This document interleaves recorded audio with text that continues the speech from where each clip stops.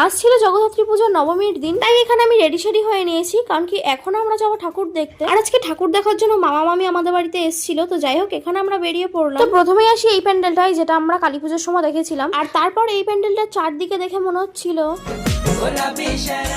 তো যাই হোক, তারপর লাইটিং দেখতে দেখতে আমার মতো একটা সিঙ্গেল পাবলিককে খুঁজে পাওয়া গেল।